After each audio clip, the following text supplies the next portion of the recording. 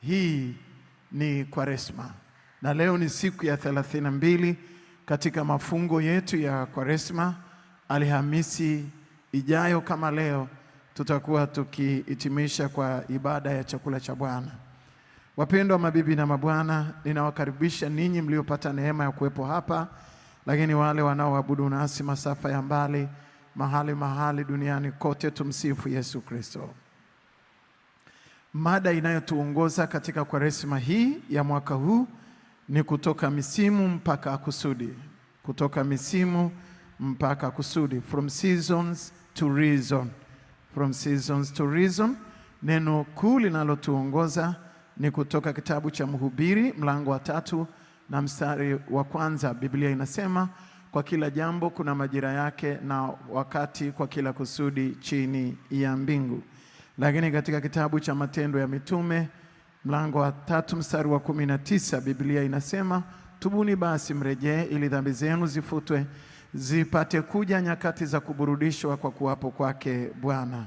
Mabibi na mabwana, tunaangalia dhima yetu ya Kwaresma hii, na tunaangalia falsafa na theolojia iliyopo katika maneno mawili, katika misimu na kusudi. Misimu na kusudi, seasons and reason. Tunaangalia theolojia na falsafa yake, lakini kuona namna ambavyo maisha ya mtu yana misimu mbalimbali. Mingine ni misimu mibaya na mingine ni misimu mizuri, lakini yamebeba kusudi katika maisha yake. Na lengo kuu ambalo tunaangalia ni uponyaji wa ndani, inner healing, the spirit and the heart. Moyo na roho ya somo hili ni uponyaji wa ndani, uponyaji wa ndani, inner healing. Na leo tunaendelea na mwendelezo wetu wa somo ambalo tumeanza katika wiki hii, namna gani ya kutumia msimu kwa ajili ya kusudi, namna gani ya kutumia msimu, au namna ya kutumia msimu kwa ajili ya kusudi. How to use season for the reason. How to use season for the reason. Na somo letu la leo, tunasogea kwa haraka. Somo letu la leo ambalo tuna diskasi ni juu ya peke yako na Mungu. Namna gani ya kutumia msimu kwa ajili ya kusudi, mojawapo ya namna ya kutumia, au how to use a season for the reason. How to use it, mojawapo ni hili, peke yako na Mungu. Peke yako na Mungu. Alone with God. Alone with God. Alone with God. Na tutaangalia main character wetu asubuhi ya leo ni Yakobo. Yakobo aliwezaje kutumia msimu kwenda kwenye kusudi? Moja ya njia aliyotumia ni peke yake na Mungu. Alone with God. Peke yako na Mungu. Hebu soma pamoja nami katika kitabu cha Mwanzo ule mlango wa 32 mstari wa 22 mpaka wa 30. Kitabu cha Mwanzo ule mlango wa 32, 22 mpaka 30. Na mimi na kutangulia kusoma katika jina la Yesu Kristo. Washindi wote waseme amina. Neno la Mungu linasema hivi: akaondoka usiku ule, akawatwaa wakeze wawili na vijakazi wake wawili na wanawe 11, akavuka kivuko cha Yaboki. Akawatwaa, akawavusha mto, akavusha na vyote alivyokuwa navyo. Yakobo akakaa peke yake. Yakobo akakaa peke yake, na mtu mmoja akashindana naye mweleka hata alfajiri. Naye alipoona ya kuwa hamshindi, alimgusa panapo uvugu wa paja lake, ukatenguka uvugu wa paja la Yakobo alipokuwa akishindana naye. Akasema, niache niende, maana kuna pambazuka. Akasema, sikuachi usiponibariki. Akasema, sikuachi usiponibariki. Akamuuliza, jina lako ni nani? Akasema, Yakobo. Akamwambia, jina lako hutaitwa tena Yakobo ila Israeli, jina lako hutaitwa tena Yakobo ila Israeli, maana umeshindana na Mungu na watu, nawe umeshinda. Yakobo akamuuliza akasema, niambie tafadhali jina lako. Akasema, kwa nini waniuliza jina langu? Akambariki huko. Yakobo akapaita mahali pale Penueli, maana alisema, nimeonana na Mungu uso kwa uso na nafsi yangu imeokoka. Amen. Na hili ndio neno la Mungu. Tutulie tuombe. Mungu uliye hai, Baba, katika jina la Yesu Kristo Mwokozi, uhimidiwe tena kwa ajili ya asubuhi ya leo. Ni Mungu unayetupenda upeo na umelituma neno lako nalo halitakurudia bure. Sasa ninaomba ufungue fahamu zetu na akili zetu tuweze kujua vyema na maandiko na kuelewa vyema na maandiko.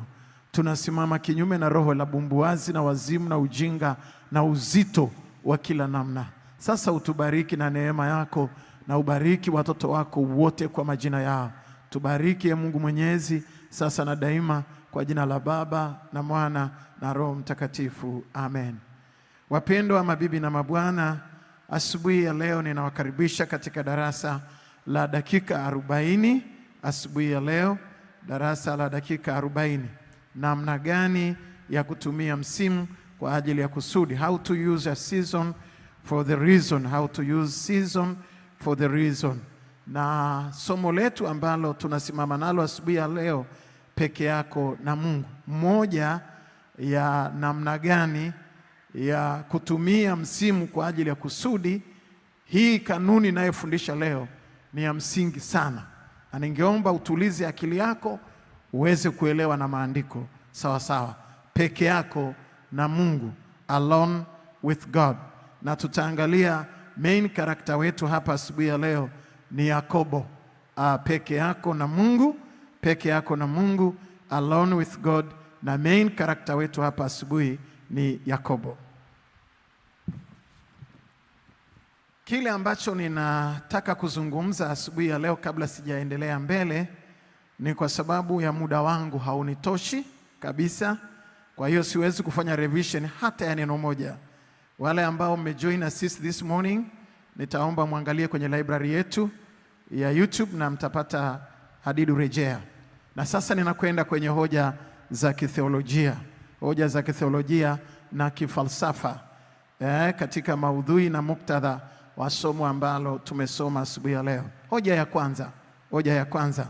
Maisha ya Yakobo yalibadilishwa na kutoka kwenye misimu mpaka kusudi akiwa peke yake na Mungu, alone with God. Alone with God. Maisha ya Yakobo yalibadilishwa akiwa peke yake na Mungu, alone with God. Ni wakati alipokuwa katika nyumba ya Laban, na anapotoka katika nyumba ya Laban akiwa amebarikiwa, kulikuwa kuna kisasi kati yake na Esau. Na alikuwa na wasiwasi kwa sababu hakujua kama ndugu yake atampokea kwa hasira na kisasi alichokuwa ameapa ya kwamba angemuua Yakobo, na ni ndugu yake wa pacha anayeitwa Esau. Na akawa na wasiwasi mkubwa. Lakini pia Biblia inasema Yakobo anatoka kama Yakobo, lakini Mungu anataka kumbadilishia msimu unaobadilisha kabisa na jina lake. Msimu au misimu ya mfululizo wa matukio yaliyokuwa yamebebwa na jina lake la Yakobo umefikia ukomo. Anamfungulia jina ambalo linazaa taifa, linakuwa na mipaka iliyochorwa juu ya uso wa nchi duniani leo, taifa la Israeli. Na sitaliongea sana hilo taifa la Israeli kwa sababu sasa hivi wana mambo fulani hivi ambayo hatuyaelewi. Hebu punga mkono pamoja na mimi. Siwezi kuongelea sana. Lakini ni muhimu sana kuwa peke yako na Mungu. Ni muhimu sana kuwa peke yako na Mungu. Maisha yasikutenge na Mungu. Maisha yasikutenge na Mungu. Tuna maisha ambayo tumeyakuta hapa, lakini maisha yasikutenge na Mungu. Unaweza kuangalia reference yetu au reflection yetu asubuhi ya leo. Maisha ya Yakobo yalibadilishwa na kutoka kwenye msimu mpaka kusudi, akiwa peke yake na Mungu, alone with God. Na ni muhimu sana kuwa peke yako na Mungu, maisha yasikutenge na Mungu. Tuna pilika nyingi za maisha, lakini maombi yangu asubuhi ya leo, maisha yasikutenge na Mungu kwa namna yoyote ile. Maisha yasikutenge na Mungu. Mwanzo wako tumboni, na naomba unisikilize sawa sawa, mwanzo wako tumboni mwa mama yako ulikuwa peke yako na Mungu. Nataka nikukumbushe wewe na Mungu mlianzia wapi, kwa sababu kuna watu wengine saa hizi wanafikiri kama wanamtafuta Mungu, kumbe ni wewe umemwacha Mungu. Mungu hajawahi kukuacha, lakini wewe ndio mtoro, umekimbia uso wa Mungu kama Adam alivyokimbia, na Mungu akamuita Adam, uko wapi? Where are you Adam? Na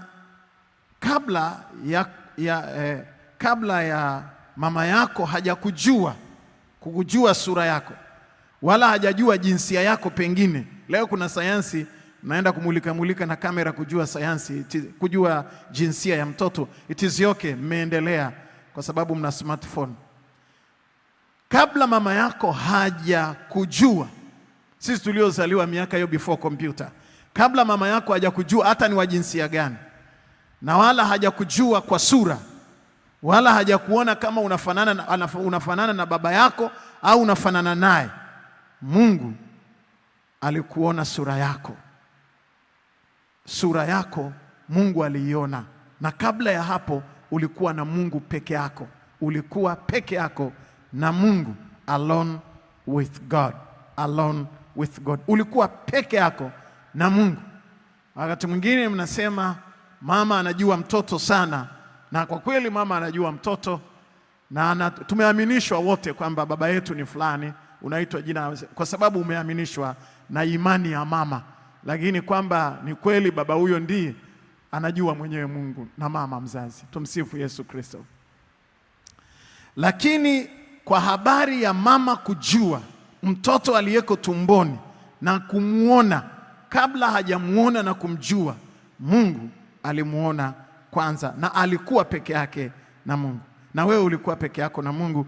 Katika Zaburi ya 22 mstari wa 10, Biblia inasema hivi, Zaburi ya 22 mstari wa 10, kwako nalitupwa tangu tumboni, toka tumboni mwa mama yangu ndiwe Mungu wangu. Tangu tumboni mwa mama yangu wewe ndiwe Mungu wangu. Kwa hiyo kutoka tumboni mwa mama tayari Mungu alikuwa pamoja na wewe, alone with God, na ulikuwa peke yako na Mungu. Tutakwenda taratibu na utaona ni mahali gani wewe na Mungu mmeachana, lakini kwa sababu hii ni Kwaresma, bado tunakukaribisha kumrudia Mungu. Unaweza kuangalia reflection yetu hapa, alone with God, alone with God. Mwanzo wako tumboni mwa mama yako ulikuwa peke yako na Mungu, alone with God. Kabla mama yako hajakujua wewe wala kukuona sura yako, ulikuwa peke yako na Mungu, alone with God, alone with God. Kwa hiyo safari hii ya peke yako na Mungu haujaanzia leo, umeanzia mbali. Na nitakupa watu wachache katika Biblia. Yakobo alikuwa peke yake na Mungu, alone with God, tumboni mwa mama yake. Yakobo alikuwa na Mungu peke yake. Yakobo peke yake na Mungu, alone with God, tumboni mwa mama yake. Alikuwa peke yake na Mungu tumboni mwa mama yake. Katika kitabu cha Mwanzo ule mlango wa 25 mstari wa 23, Mwanzo 25:23, Biblia inasema hivi, Bwana akamwambia, mataifa mawili yako tumboni mwako, na kabila mbili za watu watafarakana tangu tumboni. Huyu ni Mungu anamwambia Rebeka, mama wa Yakobo, anamwambia Rebeka. Rebeka alikuwa anataka kufika mahali, sijui akafanya abortion, afanye nini, watoto huko tumboni wanapigana vibaya, ni kimbunga kwenye tumbo la Rebeka. Na Rebeka hana habari kwamba kwenye tumbo lake kuna watoto wawili. Ndio maana nimekuambia Yakobo alikuwa pamoja na Mungu peke yake tumboni. Rebeka akasema, kama ni kuzaa ni namna hii, ni bora nisiitwe mama. Mungu akamwambia, Rebeka, haujajua ulichokibeba tumboni. Mimi ndio niko na hao watoto huko ndani ya tumbo, alone with God. Akamwambia, umebeba mataifa mawili na yamefarakana haya mataifa mawili, kutokea tumboni. Ni taifa la Israeli na taifa la Jordan, na kweli wamefarakana tangu tumboni mwa mama yao. Unaweza kuangalia reflection yetu hapa, umuone Yakobo peke yake na Mungu, alone with God, tumboni mwa mama yake. Nataka kusisitiza juu ya alone with God. Lakini Samsoni peke yake na Mungu, alone with God, tumboni mwa mama yake. Katika kitabu cha Waamuzi mlango wa 13 mstari wa 5 utaona habari ya Samsoni. Biblia inasema hivi: kwani tazama, utachukua mimba nawe utamzaa mtoto mwanamume, na wembe usipite juu ya kichwa chake, maana mtoto huyo atakuwa mnadhiri wa Mungu tangu tumboni, naye ataanza kuwaokoa Israeli na mikono ya Wafilisti. Mungu alikuwa pamoja na Samsoni tumboni, yeye na Mungu, alone with God. Mungu alikuwa pamoja na Samsoni. Samsoni peke yake na Mungu, alone with God, tumboni mwa mama. Na Mungu anatoa na instruction za huyo mtoto atakavyokuwa. Samsoni peke yake na Mungu, alone with God, tumboni mwa mama. Na nguvu zake za kuokoa Israeli na uwezo wake wa kimbingu na namna ambavyo anazaliwa na hizo nguvu ni pamoja na Mungu, alone with God. Nataka nikuonyeshe reference nyingine. Nabii Isaya peke yake na Mungu, alone with God, akiwa tumboni mwa mama yake. Nataka nikuonyeshe tu ili uweze kuelewa sawa sawa. Nabii Isaya peke yake na Mungu, alone with God, akiwa tumboni mwa mama yake. Naomba usome pamoja nami kitabu cha Nabii Isaya mlango wa 49 mstari wa 1 na mstari wa 5. Tasoma mstari wa 1 na wa 5, Isaya 49 1 na 5. Biblia inasema hivi: nisikilizeni enyi visiwa, tegeni masikio yenu enyi kabila za watu mlio mbali sana. Bwana ameniita tangu tumboni, toka tumbo la mama yangu amelitaja jina langu. Nabii Isaya mstari wa 5. Na sasa Bwana asema hivi: yeye aliyeniumba tangu tumboni niwe mtumishi wake, ili nimletee Yakobo tena na Israeli wakusanyike mbele zake tena, maana mimi nimepata heshima mbele za macho ya Bwana, na Mungu wangu amekuwa nguvu zangu. Nabii Isaya anatabiri akiwaambia wana wa Israeli juu ya utume na unabii wake. Anawaambia, mimi nimeitwa kutoka tumboni mwa mama yangu, nilikuwa na Mungu, alone with God. Na unaweza ukaona reflection yetu hapo fupi, alone with God. Nabii Isaya peke yake na Mungu, alone with God, akiwa tumboni mwa mama yake, na anashuhudia kwamba nilikuwa pamoja na Mungu. Lakini katika kitabu cha lakini Yohana Mbatizaji peke yake na Mungu, alone with God, akiwa tumboni mwa mama yake. Yohana Mbatizaji peke yake na Mungu, alone with God, akiwa tumboni mwa mama yake. Katika kitabu cha Luka mlango wa 1 mstari wa 15, Biblia inasema hivi: kwa sababu atakuwa mkuu mbele za Bwana, hata kunywa divai wala kileo, naye atajazwa Roho Mtakatifu hata tumboni mwa mamaye. Tangu tumboni mwa mamaye, tangu tumboni mwa mamaye Yohana alijazwa Roho Mtakatifu, alone with God. That is the law of nature. Hiyo ni sheria ya asili.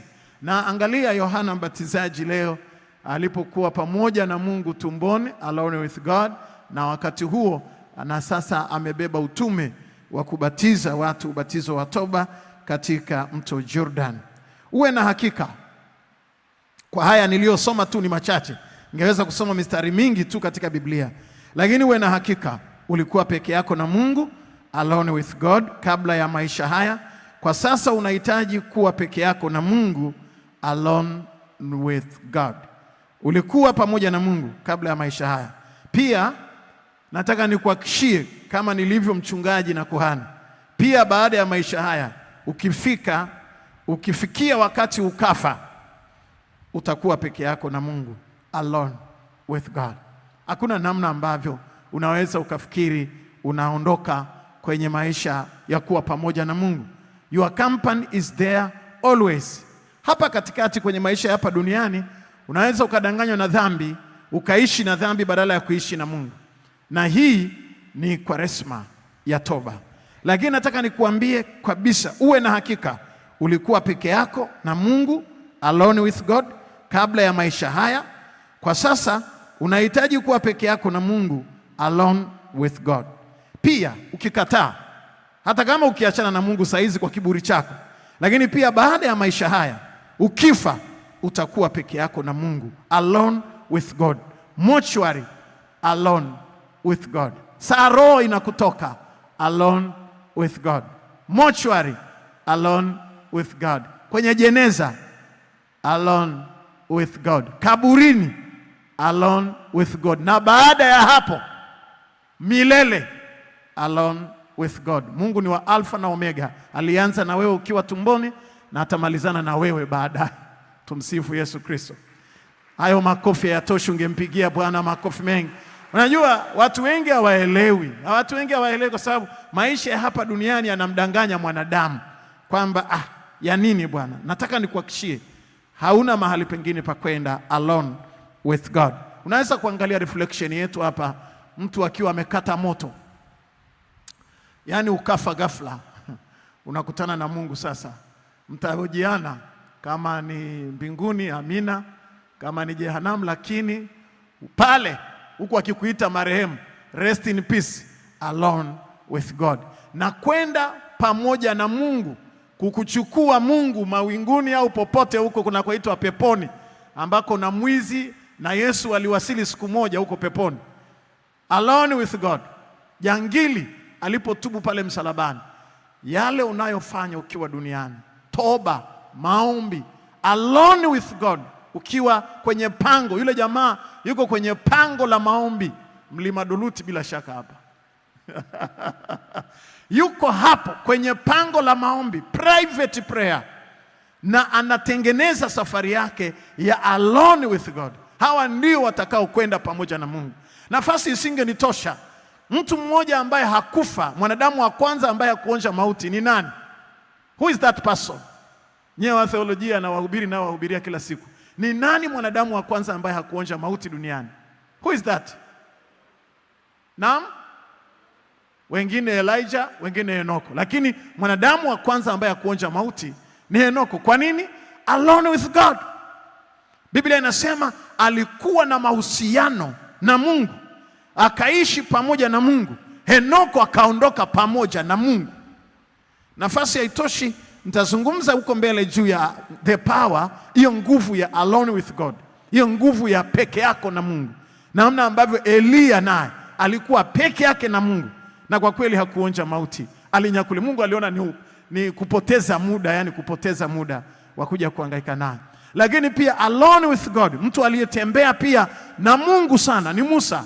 Hata kama alikufa, ilibidi Mungu ashuke kutoka mbinguni kufanya mazishi yake, na kaburi lake likafichwa. Even today nobody knows mahali Musa alizikwa, lakini tunajua alifia mlima Nebo. Lakini mazishi na liturujia ya mazishi, kuyendi emrima mchope mchungaji ana, yani ile liturujia ya mazishi unayoongoza kule Marangu, kuyendi emrima mchope yo alekula kuiwouru osamu yake, ni Mungu mwenyewe alimtamkia Musa kwenye jeneza. Anaongoza mazishi peke yake ya Musa.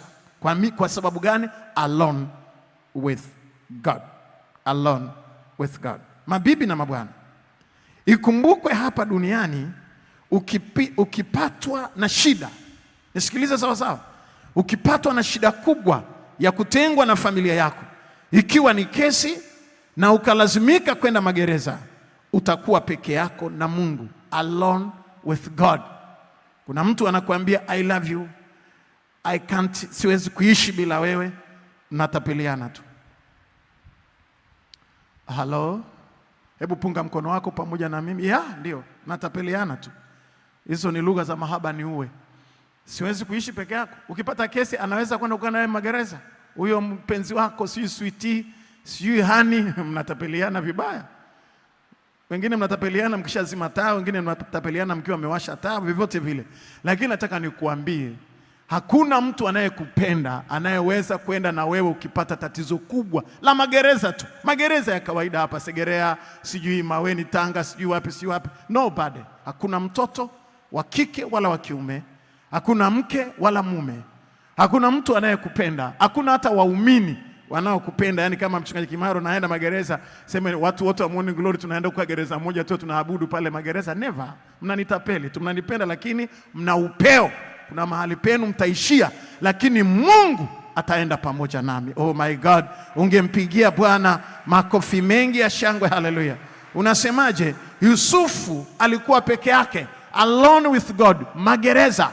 Yusufu alikuwa peke yake, alone with God, magereza. Hakuwa na Yakobo, hakuwa na ndugu zake, alikuwa peke yake. Katika kitabu cha Mwanzo ule mlango wa 39:21, kitabu cha Mwanzo 39:21, Biblia inasema hivi: lakini Bwana akawa pamoja na Yusufu, akamfadhili, akampa kibali machoni pa mkuu wa gereza. Mungu alienda pamoja na Yusufu magereza. Alienda pamoja na Yusufu magereza. Alikaa pamoja na Yusufu magereza. Mabibi na mabwana, ukipatwa tatizo kubwa, watu hawataenda na wewe. Na kuhakikishia, leo ukifukuzwa cheo, leo ukifilisika, ndio utajua walikuwa wanakutapeli, waliokuwa wanakuambia tuko pamoja, tuko pamoja, tuko pamoja. Wako pamoja na hela yako, wako pamoja na nafasi ulionayo, wako pamoja na vitu unavyowapa, lakini si wewe. Wewe, you must be alone with God. Sijui kama kuna mtu ambaye ananielewa sawa sawa. Ulishapitia kwenye madeni, ulishapitia kwenye mikasa ya maisha, unampigia mtu simu, unaona kabisa ana WhatsApp yuko pale, anakata, hawezi kuzungumza na wewe, hana mpango na wewe, kwa sababu vile vitu ambavyo alikuwa anavipata kwako, no more, hakuna tena. Alone with God. Na kuna watu wengine mnapata matatizo na unajiuliza kwamba nawezaje kutoka kwenye msimu huu wa shida. Njia rahisi ya kutoka kwenye msimu mbaya, alone with God, peke yako na Mungu. Washindi wachache wangesema amina, halafu pigie Bwana vigelegele vya shangwe. Haleluya. Vijana watatu ndani ya moto peke yao na Mungu. Vijana, hapa pana reflection tafadhali, pana reflection. Mtu akiwa magereza, pana reflection moja hapa ya huyu mtu akiwa magereza. Naona yuko magereza, ndugu zake wanaweza kuja dirishani siku moja moja, weekend, over weekend kama watakuja, lakini pale alone with God. Mandela alikaa alone with God miaka 27. Wala mke wake Winnie Mandela hakwenda, wala chama chake cha siasa hawakwenda, wala wa South Africa hawakwenda naye kwenye hiyo magereza. Alikaa peke yake, alone with God. Na nitakwambia, ukipata tatizo, ukiwa kwenye shida, unakuwa alone with God or alone with bitterness.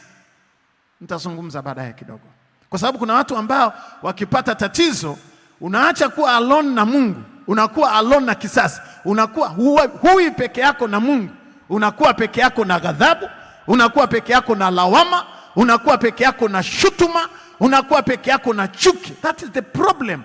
Na hutatoka kwenye huo msimu. Huwezi kutoka kwenye huo msimu. You must be there alone with God. Oh my God. Vijana watatu. Oh my God. Vijana watatu ndani ya moto peke yao na Mungu, alone with God. Hawa ni Shadrach, Meshach na Abednego. Kitabu cha Danieli ule mlango wa 3 mstari wa 24 na wa 25. Danieli mlango wa 3 mstari wa 24 na wa 25. Biblia inasema hivi: ndipo Nebukadreza akastaajabu, akainuka kwa haraka, akanena, akawaambia mawaziri wake, je, hatukutupa watu watatu hali wamefungwa katikati ya moto? Wakajibu wakamwambia mfalme, kweli ewe mfalme. 25. Mfalme akajibu akasema, tazama, mimi naona watu 4 nao wamefunguliwa, wanatembea katikati ya moto, hali hawana dhara, na sura yake yule wa 4 ni mfano wa mwana wa miungu. Sema amina.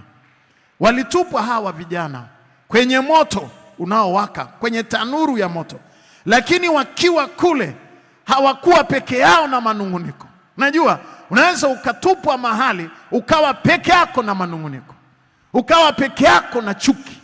Walikuwa peke yao na Mungu, alone with God. Na maanisha Msimu uliokuwa wa mateso uliwainua, kwa sababu inasema promotion in the fire. Walipata cheo cha kuwa magavana wa majimbo kutoka kwenye huu moto, lakini Mungu alikuwa pamoja nao na walienda pamoja na Mungu. Sasa kuna watu mnatembea na visasi, na watu mmeandika kwenye diary na kalamu nyekundu. Ni kazi hii. Nazungumza juu ya theme ya Kwaresma hii, ni uponyaji wa ndani. Danieli alikuwa peke yake na Mungu, alone with God, kwenye tundu la simba. Danieli alikuwa peke yake na Mungu kwenye tundu la simba, alone with God. Katika kitabu cha Danieli 6 ule mlango wa 16, Biblia inasema hivi. Danieli 6:16, basi mfalme akatoa amri, nao wakamleta Danieli wakamtupa katika tundu la simba. Mfalme akanena akamwambia Danieli, Mungu wako tunayemtumikia daima, Mungu wako unayemtumikia daima, yeye atakuponya na simba hao. Unajua mfalme hakuwa ni mtu wa ibada, lakini alikuwa anajua Danieli ni mtu wa ibada, na system imemlazimisha mfalme. Mfalme hakutaka, lakini system. Kuna wakati mwingine mnaweza mkawa mnashutumu kiongozi wa taasisi, mnashutumu kiongozi wa kampuni na viongozi wengine, lakini nataka nikuambie sio mtu personal, ni system. Huyu jamaa ni kiongozi mkubwa wa nchi, ni president wa nchi, mfalme wa Babeli. Majimbo 120 yako juu yake, magavana 120 wako chini yake. Danieli ni waziri mkuu, na fitina imetengenezwa kwenye system, imetengenezwa propaganda nyeusi, black propaganda, na saa anamweka kwenye shimo, kwenye tanuru, kwenye tundu la simba. Mfalme hataki, lakini system is there. Watu wabaya wakasha dengi. Na pia muhurumie viongozi. Ukizungukwa na watu wabaya unafanyaje? Ukizungukwa na wakasha dengi unafanyaje? Na ni system. Sasa Biblia inasema mfalme akamtupa Danieli, akaamuru atupwe, lakini kabla hajaondoka akamwambia Daniel, alone with God, Mungu wako unayemtumikia daima atakulinda na mabaya haya. Sasa wachache wamesema amina. Ningetaka umpigie Bwana makofi mengi. Haleluya. Wapendwa, mabibi na mabwana, fitina hii ni fitina ya kazini kwa Danieli. Vipi juu ya fitina ya kwako? Nataka nikuhakikishie hivi, kazini kuna fitina. Kazini kuna kazi ya fitina mbaya. Waswahili wanasema kazini kuna kazi. Sasa kazini kuna kazi, na moja ya kazi kubwa fitina. Kazini kuna kazi ya fitina mbaya, na unahitaji kuwa peke yako na Mungu, alone with God. Umepata fitina, umezushiwa mambo, umesemewa mabaya, umetengenezewa kashfa kazini. Hakuna kitu kinaweza kukutoa hapo. Alone with God, wewe peke yako na Mungu. Oh my God, ungempigia Bwana makofi mengi ya shangwe. Haleluya. Na nataka kusema nini hapa? Ayubu alikuwa peke yake na Mungu, alone with God. Ayubu alikuwa peke yake na Mungu, alone with God, wakati wa magonjwa na kufilisika, wakati wa magonjwa na kufilisika, wakati wa financial crisis, economic crisis, life crisis, family crisis, wakati una msukosuko wa kimaisha, msukosuko wa kiuchumi, msukosuko wa kifedha, ni nini unapaswa kufanya? Alone with God. Maana yake hakuna hata anayekutaka, hakuna hata anayetaka kusikia habari yako. Alone with God. Kitabu cha Ayubu ule mlango wa 19 mstari wa 25 na 27, Biblia inasema hivi: lakini mimi najua ya kuwa mteteaji wangu yu hai, na ya kuwa hatimaye atasimama juu ya nchi. Na baada ya ngozi yangu kuharibiwa hivi, lakini pasipo na mwili wangu nitamuona Mungu, nami nitamuona mimi nafsi yangu, na macho yangu yatamtazama, wala si mwingine. mtima wangu unazimia ndani yangu. Ayubu anasema yes, alone with God. Mke wake anamwambia kufuru ukafe, yaishe tuvunje matanga, nijue kama naolewa au nabakia kuwa mjane na mambo ya mirathi haya yaliyobakia. Mke wake anamwambia tafadhali, unaweza ukaondoka, unanuka, umeoza na majipu. Na unaweza ukaona reflection hiyo ya Danieli kwanza reflection hii ni reflection ya Ayubu, reflection ya Ayubu akiwa kwenye tension, lakini nataka pia reflection ya Daniel akiwa kwenye tundu la simba. Mungu yuko pamoja naye kwenye lile tundu la simba, na mfalme alimwambia Mungu wako atakuwa pamoja nawe. Mabibi na mabwana, nataka kusema nini asubuhi ya leo? Yesu Kristo pale msalabani alikuwa alone with God. Wayahudi aliyewalisha vyakula, aliyefufua wafu wao, aliyeponya magonjwa yao, pale mtini alikuwa peke yake na Mungu. Na Biblia inasema kwa sababu imeandikwa, amelaaniwa aliyetundikwa juu ya msalaba, kwa sababu msalaba ni laana na Mungu hawezi kukaa kwenye laana. Alimwacha saa ile akiwa juu ya mti. Ndipo Yesu akasema Eloi Eloi lama sabachthani, Mungu wangu, Mungu wangu, mbona umeniacha? Watheolojia wanasema ni kwa sababu Mungu ni mtakatifu na hawezi kukaa kwenye msalaba wa laana, na kwa kuwa saa ile pale msalabani alikuwa amebeba dhambi ya ulimwengu. Na Yesu Kristo ni yeye yule, kila mara tunaposema mwana kondoo wa Mungu uichukuae dhambi ya ulimwengu uturehemu. Akiwa pale ndipo alikuwa alone with God.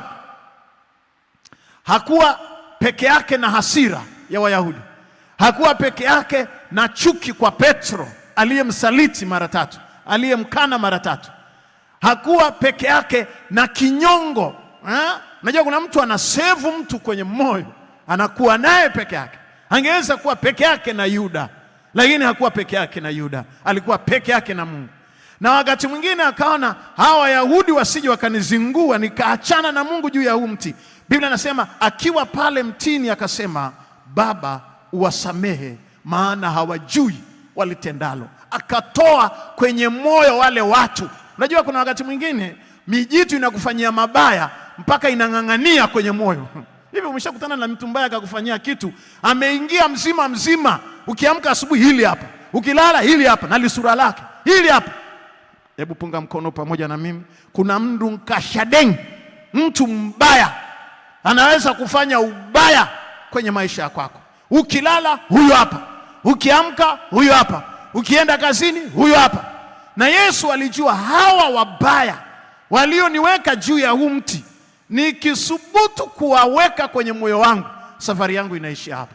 Akamwambia, Bwana, ninaomba kwanza wasamehe kwa kuwa hawajui walitendalo.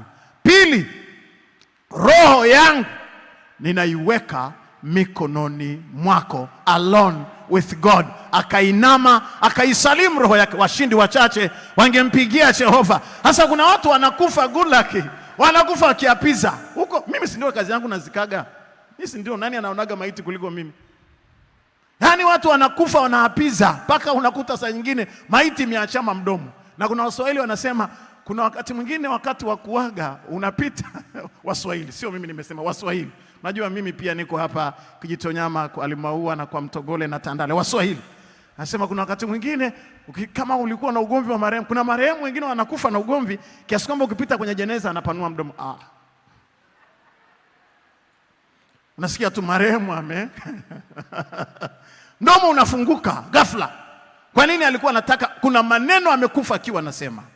Mabibi na mabwana, nataka kuzungumza nini hapa kwa haraka? Nataka kusema Petro alikuwa gerezani, alone with God, magereza yakafunguka. Paulo na Sila alikuwa magereza, alone with God, peke yake na Mungu, na magereza yakafunguka. Stefano alipigwa mawe, shahidi wa kwanza alipigwa mawe, na alipokuwa anapigwa mawe akaangalia namna ambavyo yale mawe na mauti, akainua macho akaziona mbingu zimepasuka na Yesu Kristo amekaa mkono wa kuume wa Baba. Ndipo Stefano akasema, let me alone with God. Acha niwe peke yangu na Mungu. Akasema, Baba wasamehe kwa kuwa hawajui walitendalo. Okay, macho ubao. Nataka kuzungumza na wewe asubuhi ya leo.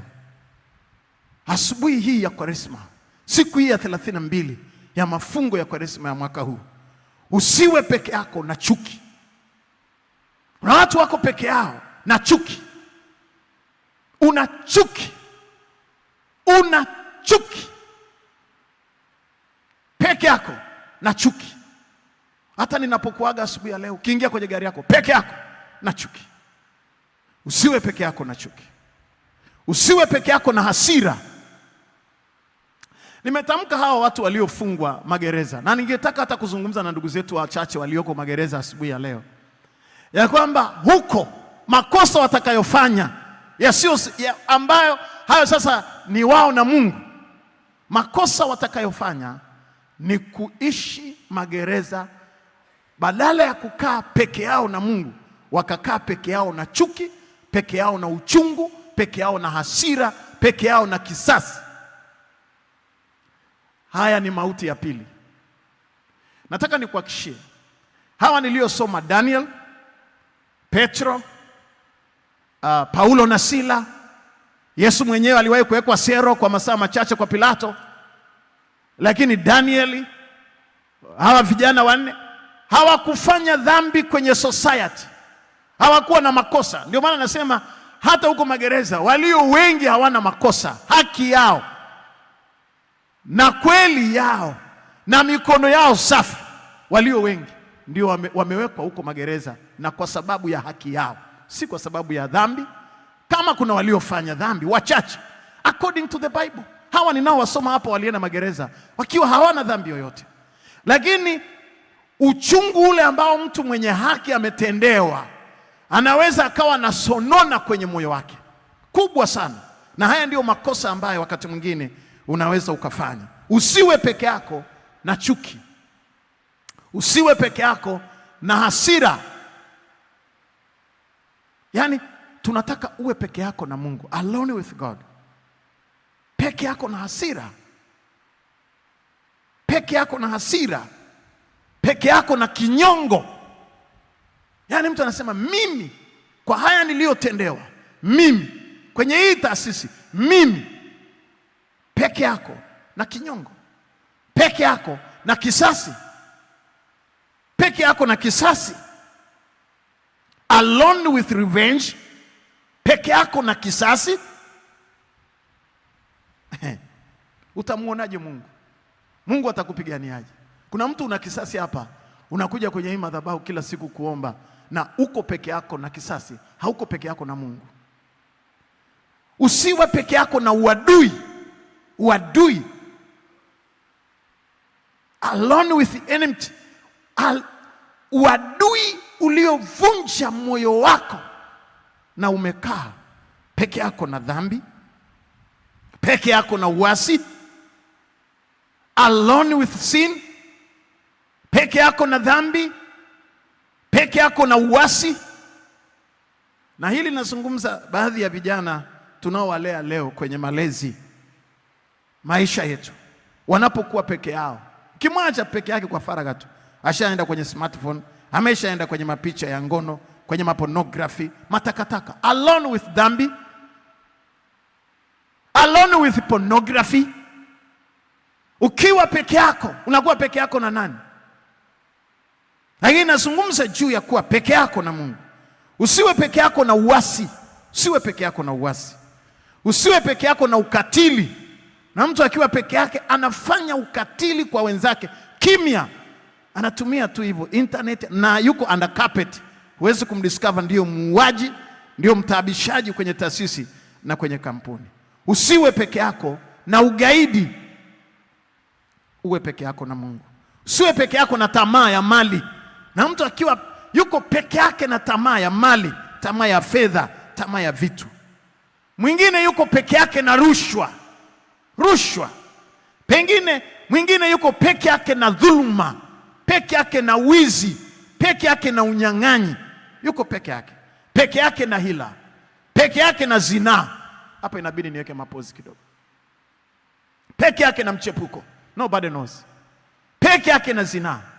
Hakuna mchungaji anajua, hakuna mume wake anajua, hakuna mke wake anajua. Lakini anaweza akaja kuabudu vizuri tu. Lakini haujawahi kuwa peke yako na Mungu na hakuna impact kubwa kwenye maisha yako. Peke yako na tabia chafu. Peke yako na dhambi za sirini. Peke yako. Peke yako. Peke yako. Wapendwa, mabibi na mabwana, hata nimemalizia ni hoja ya kwanza, sijaweza kwenda hoja ya pili. Nataka kusummarize kwa kumaliza hivi. Hivi wewe uko peke yako na nani? Ukiangalia kwenye moyo wako, uko peke yako na nani? Ninakuombea kwa Mungu, uwe peke yako na Mungu. Usiwe peke yako na vichaka, na visasi na chuki. Alone with God. Wako wapi watu wanaonielewa sawa sawa? Alone with God. Na nakuomba na nakuombea kwa Mungu. Na ninakuomba tafadhali, hakikisha kila mara unakuwa peke yako na Mungu. Na kuna state, kuna mazingira ambayo unaweza ukafika, wanadamu wakakufikisha. Na kuomba, tafuta pori. Na kuomba tu, na kuelekeza na kusaidia ushauri wa bure. Tafuta pori, tafuta kichaka. Hebu rudisha tena ile pale. Tafuta kichaka. Yamenikutaga mwenzako. Mimi nilitafuta kichaka. Waliokuwa marafiki zangu ndio hao walinitukana mtandaoni. Unasikia, unaona. Na yule naye, na yule naye. Hivyo. Na maripoti anaripoti hapa BBC London, hao wameripoti magazeti ya Nipashe. Utasimama ujitetee. Alone kwenye pori lile pale. Na leo niko hapa. Washindi wachache wangempigia Bwana makofi ya shangwe. Haleluya. Na kushauri, good luck. Kuna mahali unafika kwenye point of no return. Ushauri wangu mwanangu, wanadamu akikuinukia, kipindi cha mfumo au msimu wa uadui kwenye maisha yako ukakufikia, tafuta pori. Nenda kazungumze na miti. Nenda kazungumze na uumbaji. Nobody knows. Mungu yule aliyesema na Musa kwenye kijiti kinachowaka bila kuteketea, atasema tena na wewe kutoka kwenye ile miti pale. Washindi wachache wangempigia. Usitoke kulumbana. Usitoke kupigana. Biblia inasema alone with God. Ulikuwa naye tangu zamani na mara hii uwe naye tena. Washindi wachache wangesema amina. Hebu rudisha ile picha pale. Alone with God. Peke yako na Mungu. Alone with God. Peke yako na Mungu. Ninakuombea. Yakobo akasema, nimekutana na Mungu uso kwa uso, nami nimeokoka. Na mimi nakuombea ukutane naye uso kwa uso, naye akubadilishe. Washindi wachache wangesema amina. Pigie Bwana makofi mengi ya shangwe. Ukutane na Mungu uso kwa uso, na wewe uokoke. Lakini alone with God. Nami nimekutana na Mungu uso kwa uso, nami nimeokoka. Penueli. Na kutakia uokovu katika Kwaresma ya mwaka huu. Naomba usimame mahali ulipo. Kesho ni ibada ya Friday prayer, ni ibada ya maombi, mlima mtakatifu wa maombi. Tutakuwa hapa kwa maombi. Jioni ya leo mtumishi wa Bwana Engineer Goodluck Mushi ataongoza maombi ya pekee sana. Hakikisha unashiriki nasi. Inua mkono wako. Baba, yale ulionituma kusema nimesema. Hata muda niliopewa haukutosha. Ninaomba utimize yale machache na mengi ambayo sikusema na mioyo ya watoto wako, ukawafunulie kwa nguvu ya Roho wako Mtakatifu. Ninaomba ukubali dhabihu na sadaka zetu tunazoleta madhabahuni pako. Bwana, utubarikie sisi na dhabihu na sadaka zetu, na uzipokee kwako mbinguni. Ninakuomba na kukusihi kwa ajili ya wagonjwa wote walioko hapa, walioko mahospitalini na majumbani, warudishie afya na uwaponye Bwana, kwa utukufu wa jina lako. Ninaomba Mungu Mwenyezi, kwa ajili ya watu ambao wana kesi mahakamani na wengine wako magereza. Ninaomba uliyekuwa pamoja na hawa akina Danieli na Yusufu na Shadrach na Meshach na Abednego na Paulo na Sila na Petro na Yesu, ninaomba Bwana, na uwe pamoja na watoto wako hata utakapowatetea na kuwashindia. Wabariki na uwaonekanie. Bariki kila mmoja aliyesikia neno hili. Ondoa kabisa vinyongo na chuki na hasira na visasi katika mioyo ya watu wako. Utuponye kwa ajili ya utukufu wa jina lako. Wabariki watoto wako waingiapo, wabariki watokapo sasa na daima, katika jina la Yesu, jina lipitalo kila majina. Wote tuseme amen. Na sasa inamisheni vichwa vyenu, pokeeni mbaraka wa Bwana ninyi nyote mnaomtegemea. Na Bwana Mungu akubariki, akulinde. Bwana Mungu akuangazie nuru za uso wake, akufadhili. Na Bwana Mungu akuinulie uso wake, akupe amani. Akubariki Mungu Mwenyezi, uingiapo na utokapo, kwa jina la Mungu Baba na Mwana na Roho Mtakatifu. Washindi wote tuseme amen. Tumpigie Bwana makofi mengi ya shangwe. Haleluya.